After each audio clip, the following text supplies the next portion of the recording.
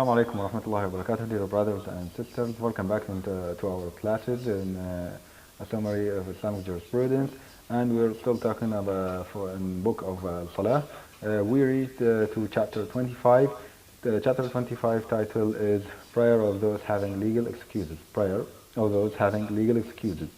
And the author states here in his book that those with legal excuses are the sick, the traveler, and those who feel they cannot establish prayer as completely as those who are without these excuses. The lawgiver means here Allah subhanahu wa ta'ala or the Prophet Muhammad sallallahu alaihi wasallam, and he is revealing the revelation from Allah subhanahu wa ta'ala to us. So the lawgiver has lightened the hardship for the excused Muslims, and ordered them to perform prayer as much as they can. This ruling shows that ease and relief intended for Muslims in the Sharia, the Islamic law, because Allah subhanahu wa ta'ala states in his holy book, Quran, he said, exalted be he has chosen you and has not placed upon you in the religion any difficulty. And Allah exalted be he also said, Allah intends for you ease and does not intend for you hardship. This is the second proof from Quran. And also Allah in addition, Allah exalted be he says in Quran, Allah does not charge a soul except within its capacity. Further he said, so fear Allah as much as you are able. Also, moreover, the Prophet Muhammad sallallahu alaihi wasallam says, if I order you to do something, then do it as much as you can. And this statement, as much as you can, I want you to concentrate on this statement as much as you can, because within a few minutes we will talk about it, and inshallah we'll explain what does it mean. This is to be added to the many other legal texts and proofs from Quran and Sunnah that shows the easiness of this Islam, of this Sharia, and it doesn't intend to bring hardship to Muslims and to the followers of this religion. Part number one, first, the author here wants to state the prayer performed by, or to talk about the prayer performed by the sick. Because as we said, the sick person, he is one of those people who have an excuse. A prayer is not to be abandoned under any circumstances. It's not to be abandoned under any circumstances. This statement, highlight this statement. It's very important to know this one, because some of the Muslims, they think that they can abandon prayer according to any kind of hardship or hard circumstances, like sickness, like busyness or something like that. So either they say that we can leave the prayer for this time because we are busy, or for example, or we are ill. We cannot go to do the ablution, we cannot go pray because it's hard for us to move, and these things, and so on, from these illegal excuses, in fact. Otherwise, other people they say that we will delay this prayer until to the next time of the next prayer. And this is not legal excuse, and this is not lawful for us to delay within these reasons and excuses. Why? Because if we look at the Sharia, if we look at the Quran and Sunnah, we can see that there is a type of salah is called salah of al-khawf, fear prayer. And this fear prayer is to be performed while we have fear, and like in battlefield when we are fighting the enemies, we have also to pray. There is no hardship maybe than this type of hardship. You are fearing the enemies, you don't have time, you are so busy, maybe you are not in a good place to perform prayer. However, Allah subhanahu wa ta'ala ordered us in His Quran and the Prophet Muhammad sallallahu alaihi wasallam in His Sunnah to pray at these times, hard times. And there is, scholars mention 7 types of prayer for the fear prayer in their book of Fiqh, and each one is according to each case. What I want to convey here, what I want to say, that even in this hard situation, the Prophet Muhammad Sallallahu Alaihi Wasallam, Allah Subhanahu wa Taala, and Prophet Muhammad Sallallahu Alaihi Wasallam didn't say that you can leave prayer and delay it to the next time, or when you will be relieved or something like that, or when fear goes. No, the Prophet Muhammad Sallallahu Alaihi Wasallam didn't say that, and he said pray in time, even sorry, even in congregation, the prayer of fear, fear is to be performed in these cases in congregation also, and this is one of the proofs that the Prophet Muhammad sallallahu alaihi wasallam, that the scholars, said that the prayer in congregation is obligatory, because why do Muslims pray in congregation while in this time of hardship, and then we say it's something not obligatory on us, while it has to be done in such situations or in such times. Now let's talk about this one again. We'll be back. Prayer is not to be abandoned under any circumstances. The Muslim patient must perform prayer standing if he can. So the first thing that you have, sometimes you are maybe you are sick, yes, but you can pray while standing. So you have to pray while standing. This is not excuse for you. If you can stand, you have to stand. But if it brings you some hardship when you stand, or you can't even stand, you can move to the next step, which is you can pray while sitting. But here I want to state something, that some people, they can walk, for example. They come to prayer while walking. So that means they can stand. But the problem is that they can't bow, they can't do prostration, for example. This is why we said before that the Prophet Muhammad said, as much as you can. So what Muhammad ordered us, we have to perform, we have to do, we have to follow, but as much as we can. So as far as you can stand, then you stand. When you reach to the bowing state or to the prostration state, you can do something else, as we will state here after a few minutes. But what I mean, as much as you can, that doesn't mean, because sometimes we see some people in masjid, they sit from the beginning of the prayer, and although he can stand, but he thinks because he cannot bow or do prostration, he needs to do it while sitting. So he starts his prayer even from the early beginning, from takbirat al-ihram, from the opening takbir, he sits. This is not right. This is not as much as you can. Okay. Then the fundamental rule states, there is a fundamental rule in Sharia, in Islamic law, says the means to fulfill an obligation are to be considered obligatory. Why he's putting or stating this fundamental rule? He says patient must perform prayer standing if he can, and it is permissible for him to lean on a stick or the like if needs. This since the related fundamental rule state that the means to fulfill an obligation, are to be considered obligatory. What does that mean? We can give an example for this one. Let's say, according to the most authentic opinion of the scholars, they say that the congregational prayer is obligation. Okay, so if we think that if we believe that it's obligation on us to go as men, to go to the masjid to pray in congregation, that means it's obligatory. And let's say that between you and the masjid there is a river. So you have to cross the river to go to the masjid.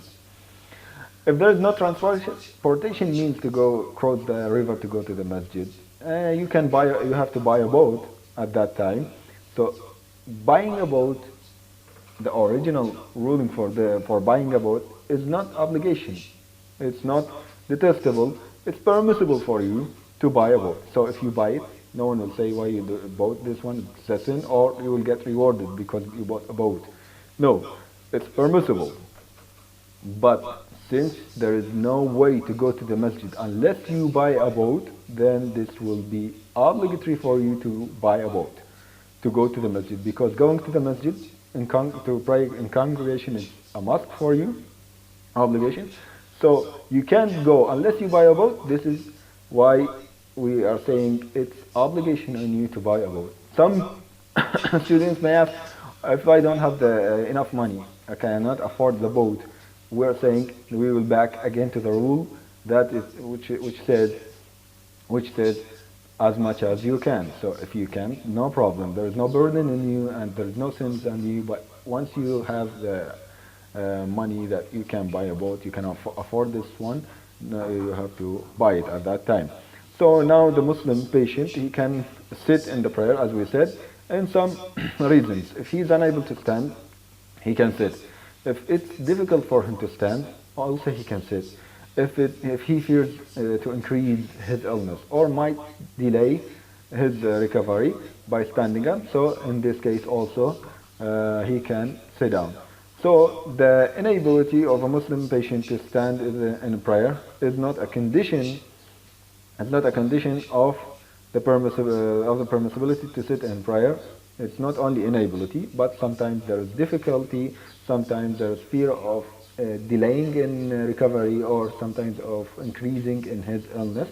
These things, these conditions, with these conditions, you can also sit while praying. However, as I mentioned before, also the author states here, little difficulty is not a legal excuse to sit in prayer. Okay.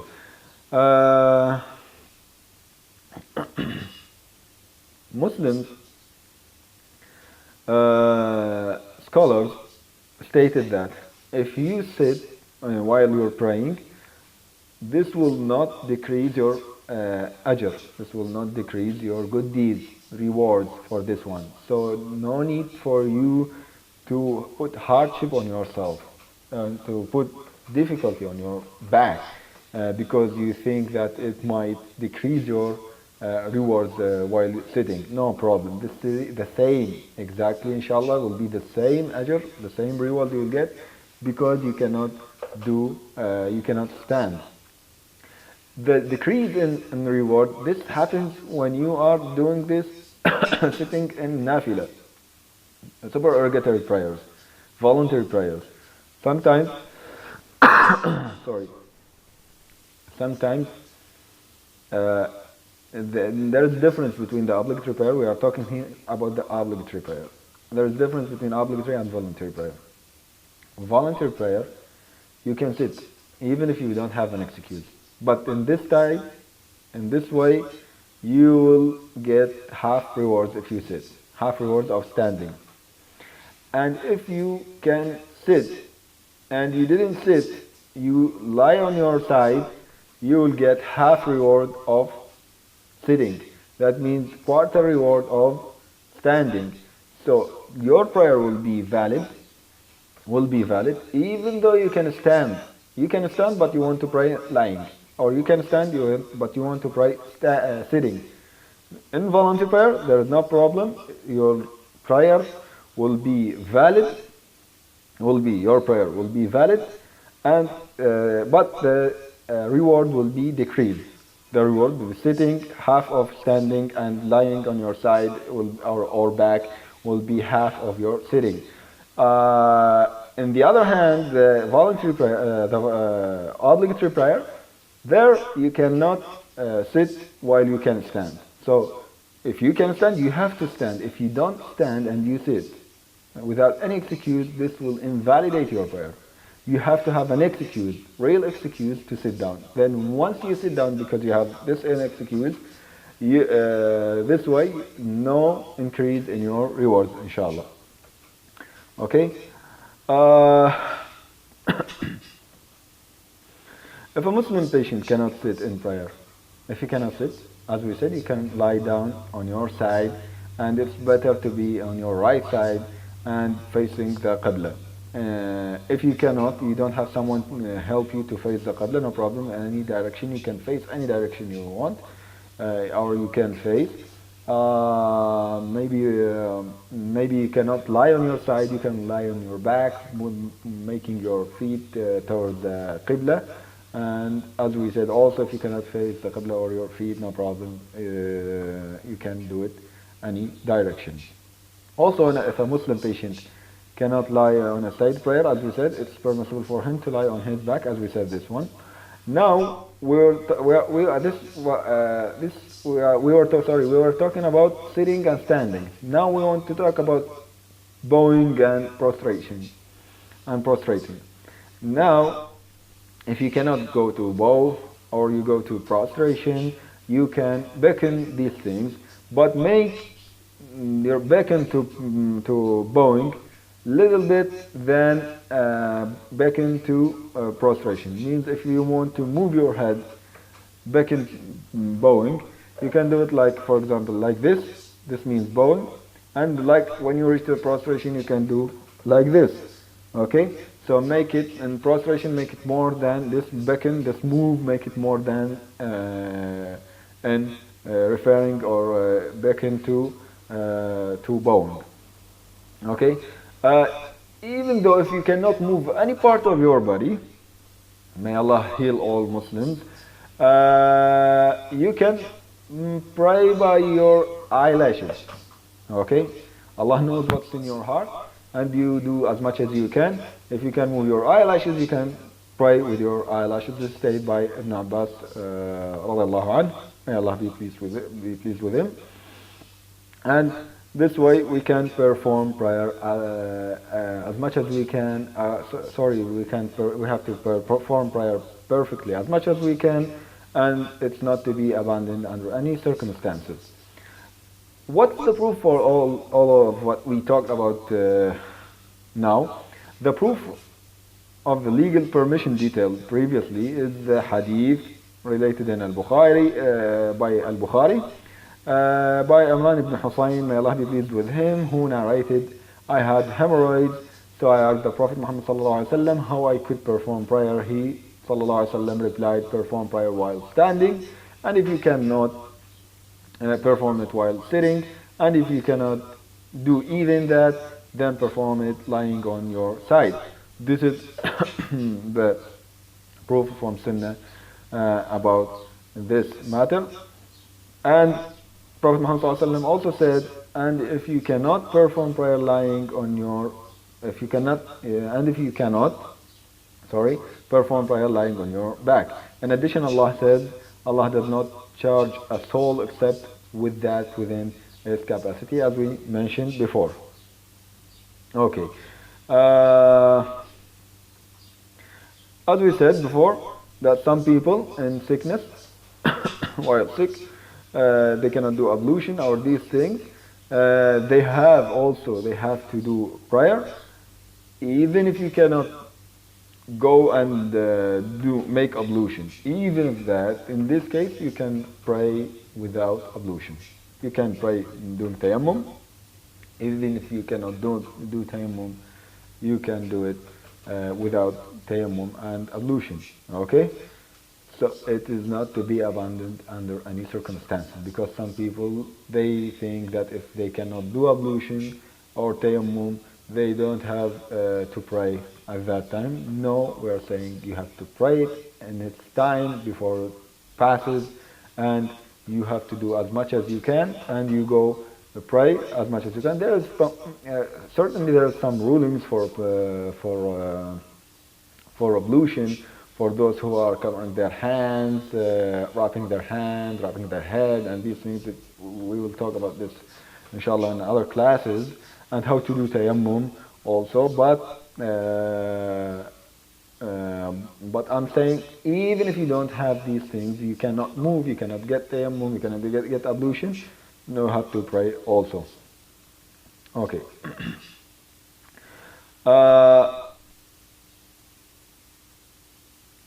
And thus, accordingly, one is to shift to the standing posture when one is able, okay, and one is to shift to the sitting posture when one is unable to stand, and so on. And if you are not able to sit while praying, you can lay down on your side or back.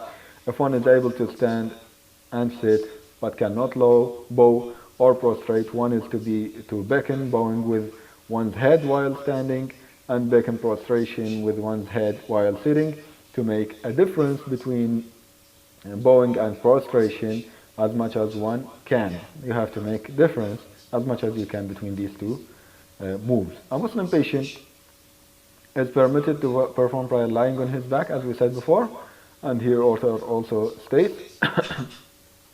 And finally, the author said that prayer enjoys a great importance in Islam, and a Muslim must establish prayer whether he is healthy or sick, as a patient is not legally excused to give up prayer, but rather it's obligatory upon him to perform it in whatever condition. So a Muslim must establish prayer as Allah exalted be He has ordained, and we invoke Allah to guide us to what satisfies Allah subhanahu wa ta'ala. And we reached to the end of our class for today, inshallah, and we did not finish the chapter because next time we will have a class in this chapter also.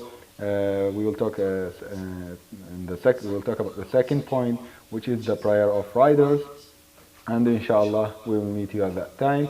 Thank you very much. Wa jazakumullah khairan. Wassalamu alaikum wa rahmatullahi wa barakatuh.